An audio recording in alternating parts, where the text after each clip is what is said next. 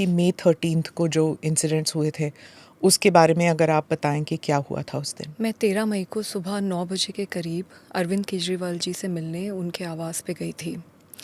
मुझे वहाँ पे स्टाफ ने ड्राइंग रूम में बिठवाया और बताया कि अरविंद जी घर पे हैं और वो मुझसे मिलने आ रहे हैं। इतने में विभव कुमार जो कि उनके पीएस थे, वो वहाँ पे धनधनाते हुए आते हैं और मैंने उनको बोला भी कि भाई क्या हो गया, मतलब अरविंद जी आ रहे हैं, क्या हो क्या गया। तो इतना मैंने बोला और इतने में ही उन्होंने हाथ छोड़ दिया। उन्होंने मुझे 7-8 थप्पड़ पूरी ज़ोर से मारे। तो जब मैंने उन्हें पुश करने की कोशिश करी तो उन्होंने मेरा पैर पकड़ लिया और मुझे नीचे घसीट दिया। उसमें मेरा सर भी जो वो सेंटर टेबल है उस पे जाके टकराया।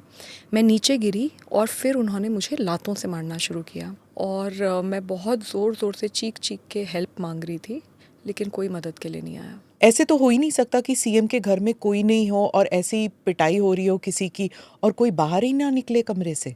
जी, वही अजीब बात है और मैं बहुत ज़ोर-ज़ोर से चीख रही थी, चिल्ला रही थी। सच तो ये है कि कोई मदद के लिए नहीं आया। आप कह रही हैं किसी के इंस्ट्रक्शंस पर, यानी कि खुद ब खुद विभव में इतनी जुर्रत नहीं होगी कि वो खुद पीटे।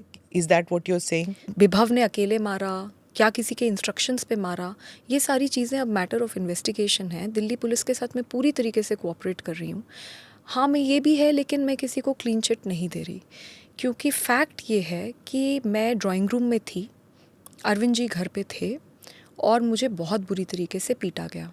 मैं चीख रही थी, चिल्ला रही थी, पर कोई आया नहीं। मैंने ये नहीं सोचा कि मेरा क्या होगा, मेरे करियर का क्या होगा, मेरे साथ ये लोग क्या करेंगे। मैंने सिर्फ ये सोचा कि जो चीज़ मैंने सारी महिलाओं को बोली है कि आप हमेशा सच के साथ खड़े हो, आप सच्ची सच्ची कंप्लेंट करो, लेकिन आपके साथ अगर कुछ गलत हुआ है तो आप ज़रूर लड़ो। तो आज मैं खुद कैसे नहीं लड़ सकती।